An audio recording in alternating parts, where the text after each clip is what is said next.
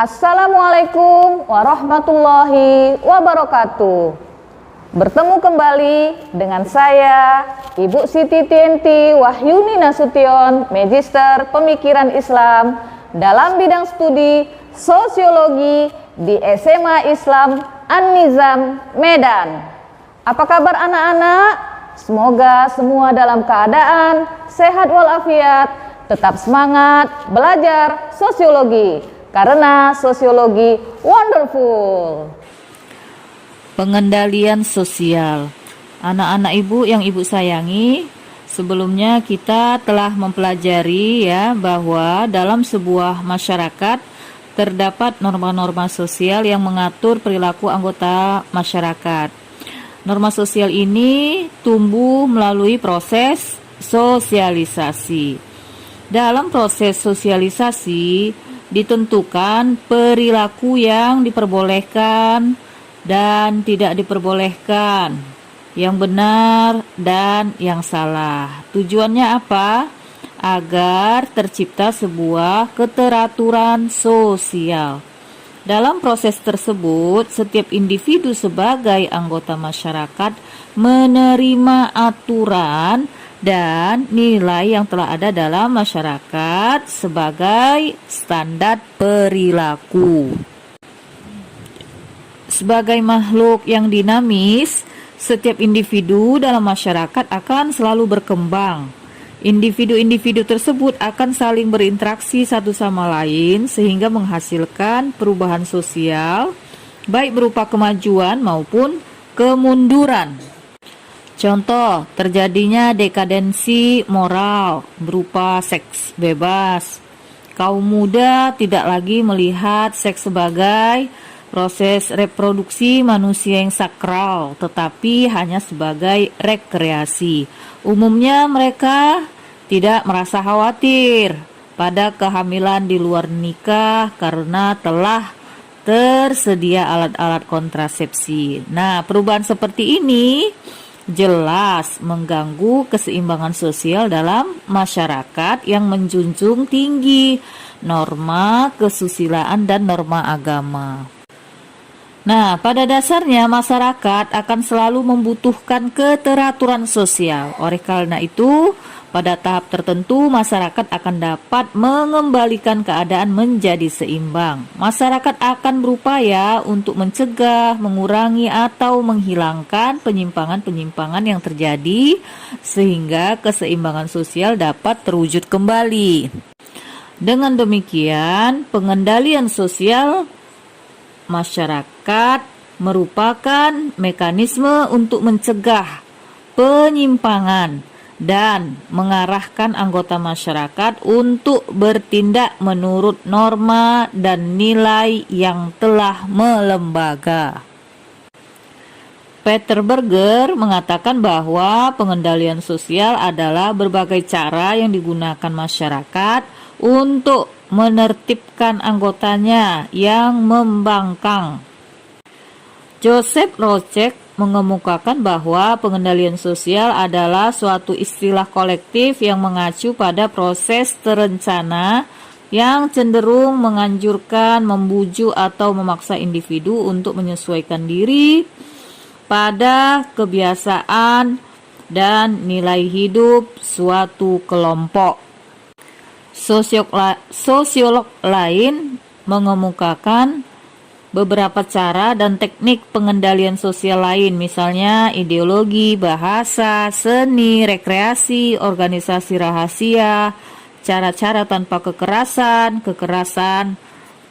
dan teror, pengendalian ekonomi, serta perencanaan ekonomi dan sosial. Para sosiolog menggunakan istilah pengendalian sosial untuk menggambarkan segenap cara dan proses yang ditempuh oleh sekelompok orang atau masyarakat yang bersangkutan. Nah, sekarang kita masuk cara pengendalian sosial. Ada dua sifat pengendalian sosial, yaitu preventif dan represif. Preventif adalah pengendalian sosial yang dilakukan sebelum terjadinya pelanggaran. Contoh ya, orang tua berpesan pada anaknya ketika hendak berangkat ke sekolah, anak tersebut dinasihati agar tidak melakukan tindakan yang tidak bertanggung jawab seperti berkelahi atau bolos sekolah. Nah, apabila nasihat ini didengar dan dipatuhi oleh anaknya, maka anak tersebut akan terhindar dari berbagai masalah akibat dari perilaku yang tidak bertanggung jawab. Itu namanya contoh dari preventif. Nah, berikutnya adalah represif. Apa itu represif? Represif adalah pengendalian sosial yang ditujukan untuk memulihkan keadaan seperti sebelum terjadi pelanggaran. Nah, pengendalian ini dilakukan setelah orang melakukan suatu tindakan penyimpangan. Contoh, sesudah tawuran, para guru mempertemukan dua kelompok siswa yang bertikai dan masing-masing sekolah untuk mendapatkan pemecahan masalah sehingga suasana masing-masing sekolah kembali normal. Itu contoh dari represif. Ada berbagai cara pengendalian sosial yang dilakukan masyarakat. Joseph Roucek berpendapat bahwa pengendalian sosial dapat dilakukan melalui institusi atau non-institusi, secara lisan, secara simbolik, dan melalui kekerasan, menggunakan hukum atau imbalan, dan secara formal atau informal. Eric Fromm menyatakan bahwa pengendalian sosial dapat dilakukan melalui sosialisasi, sedangkan menurut Richard Lepire, pengendalian sosial dapat dilakukan melalui tekanan sosial. Mari kita bahas satu persatu. Cara pengendalian melalui institusi dan non-institusi. Cara pengendalian melalui institusi adalah cara pengendalian sosial melalui lembaga-lembaga sosial yang ada di dalam masyarakat, seperti lembaga pendidikan, hukum, agama, politik, ekonomi, dan keluarga. Contoh ya, orang yang merampok dan membunuh dimasukkan ke dalam penjara oleh polisi atau lembaga peradilan. Contoh berikutnya, agar seorang anak bisa bersikap dan berperilaku sesuai dengan harapan masyarakat, anak itu disekolahkan. Berikut cara pengendalian melalui non-institusi adalah cara pengendalian di luar institusi sosial yang ada, seperti oleh individu atau kelompok massa yang tidak saling mengenal. Cara pengendalian ini seringkali menggunakan kekerasan dan sifatnya tidak resmi. Contoh, sekelompok massa melakukan penganiayaan terhadap orang yang disangka pelaku pencopetan di sebuah terminal. Contoh lain, siswa-siswa menjauhi teman sekelasnya yang mengonsumsi obat-obatan terlarang. Sekarang tentang cara pengendalian melalui lisan, simbolik, dan kekerasan. Cara pengendalian melalui lisan dan simbolik disebut juga cara pengendalian sosial persuasif. Cara ini menekankan pada usaha untuk mengajak atau membimbing anggota masyarakat agar dapat bertindak sesuai dengan aturan yang berlaku. Pengendalian sosial secara lisan dilakukan dengan mengajak orang menaati aturan dengan menggunakan bahasa lisan atau verbal. Sedangkan pengendalian sosial secara simbolik dapat dilakukan antara lain melalui tulisan, spanduk, dan iklan layanan masyarakat. Contoh, spanduk-spanduk yang mengajak masyarakat untuk menjauhi kekerasan serta menjaga persatuan dan kesatuan bangsa Indonesia. Nah, berikut adalah cara pengendalian sosial melalui imbalan dan hukuman, reward and punishment. Cara pengendalian sosial melalui imbalan cenderung bersifat preventif. Seseorang diberi imbalan atas tindakannya agar ia berperilaku sesuai dengan nilai dan norma sosial yang berlaku. Contoh, siswa di sekolah bisa mendapatkan beasiswa bila berperilaku sesuai dengan aturan-aturan yang ditetapkan sekolah, seperti mendapatkan nilai bagus, tidak bolos sekolah, atau tidak menyontek dalam ujian. Berikut cara pengendalian sosial formal dan informal.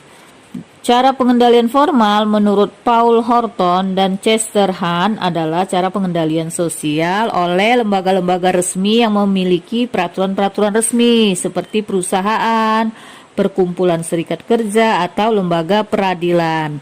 Peraturan-peraturan lembaga ini umumnya tertulis dan sudah distandarisasi. Contoh, sebuah perusahaan sudah membuat aturan mengenai kenaikan pangkat, gaji, atau cuti beserta sanksi-sanksinya. Cara pengendalian informal adalah cara pengendalian sosial yang dilakukan oleh kelompok yang kecil, akrab, bersifat tidak resmi, dan tidak mempunyai aturan-aturan resmi yang tertulis. Contoh, aturan dan kebiasaan yang ada dalam sebuah keluarga atau kelompok bermain. Cara pengendalian dalam kelompok-kelompok ini cenderung spontan dan tidak direncanakan. Contohnya, dalam suatu kelompok bermain ada seorang anak yang bermain curang. Teman-teman yang lain kemudian memberi hukuman padanya secara spontan seperti mengejek, menyindir, menyebarkan desas-desus, dan memberikan teguran. Nah, nanti silakan dicari apa yang dimaksud dengan desas-desus dan teguran ya. Berikut adalah cara pengendalian sosial melalui sosialisasi. Dalam sosialisasi, individu dikendalikan sehingga tidak melakukan perilaku menyimpang. Menurut Fromm, sosialisasi membentuk kebiasaan, keinginan, dan adat istiadat kita. Apabila masing-masing individu memiliki pengalaman sosialisasi yang sama, maka mereka dengan sukarela dan tanpa berpikir panjang lagi akan berperilaku sesuai dengan harapan-harapan sosial. Melalui sosialisasi, seseorang menginternalisasikan norma dan nilai. Jika nilai dan norma sosial itu sudah menginternal dalam diri individu, maka dimanapun individu itu, ia akan berperilaku konform atau menyesuaikan diri. Ada lagi cara pengendalian sosial melalui tekanan sosial. Nah, di sini para ahli psikolog sosial seperti Beaufort menghasilkan penelitian yang menyatakan bahwa seseorang cenderung mengekspresikan pernyataan pribadinya seirama atau sesuai dengan pandangan kelompok. Contoh, seorang anak yang sebelumnya bukan perokok menjadi perokok setelah bergabung dengan satu kelompok bermain yang anggotanya merokok. Anak itu merasa berbeda dengan teman-temannya sebab mereka sering mengejek dan menertawakan penolakannya terhadap rokok. Tekanan dari teman-temannya itulah yang mengubah dirinya dari bukan perokok menjadi perokok. Nah, sekarang kita bahas tentang peran lembaga formal dan informal dalam pengendalian sosial. Dalam sistem sosial masyarakat Indonesia terdapat lembaga-lembaga pengendalian sosial. Beberapa lembaga pengendalian sosial dalam masyarakat Indonesia diantaranya adalah 1. Polisi. Polisi sebagai aparat negara bertugas memelihara keamanan dan ketertiban serta mencegah dan mengatasi perilaku menyimpang anggota masyarakat sehingga tercipta ketertiban. Polisi juga berperan dalam membina dan memberikan penyuluhan kepada orang yang berperilaku menyimpang dan dari hukum serta kepada seluruh masyarakat. Nah, yang kedua adalah pengadilan. Pengadilan merupakan alat pengendalian sosial agar seseorang berhati-hati dalam bertingkah laku sehingga tidak menyimpang dari perilakunya. Pengadilan akan memberi sanksi tegas kepada siapapun yang terbukti bersalah melanggar aturan hukum yang telah ditetapkan. Nah, ada lagi yang namanya adat. Adat merupakan lembaga atau pranata sosial yang terdapat dalam masyarakat tradisional. Orang yang melanggar hukum adat dan tradisi akan dihukum oleh masyarakat adat seperti dikucilkan atau diusir sesuai dengan perbuatan yang telah dilakukannya. Nah, ada lagi yang namanya tokoh masyarakat. Tokoh masyarakat dapat bersifat formal dan informal. Tokoh masyarakat formal diangkat dan dipilih oleh lembaga negara dan bersifat struktural seperti presiden, ketua DPR MPR, dirjen, bupati, dan lurah. Sedangkan tokoh masyarakat informal merupakan tokoh yang diakui dan diterima oleh masyarakat karena orang tersebut dipandang pantas menjadi pemimpin dan panutan yang disegani. Contoh pimpinan agama, pimpinan masyarakat, dan ketua adat. Nah, satu lagi media massa. Media massa seperti televisi, handphone itu merupakan lembaga yang cukup efektif dalam proses pengendalian sosial. Dampak yang ditimbulkannya pun cukup besar karena dapat diakses banyak orang. Pencitraan seseorang turut dipengaruhi oleh berita yang disampaikan media massa. Contoh, pemberitaan media massa tentang seseorang yang menjadi tersangka dianggap sebagai orang sebagai pembunuh karakter. Pemberitaan yang akurat lewat media massa merupakan kontrol sosial secara terbuka dan efektif dalam pengendalian sosial, sehingga setiap masalah yang muncul di masyarakat dapat ditangani secara objektif. Demikian bahasan kita tentang pengendalian. Demikian pembelajaran hari ini. Sampai jumpa di video pembelajaran berikutnya. Jangan lupa like, comment, and share video ini. SMA Islam An-Nizam, unggul, cerdas, Islami. Assalamualaikum warahmatullahi wabarakatuh.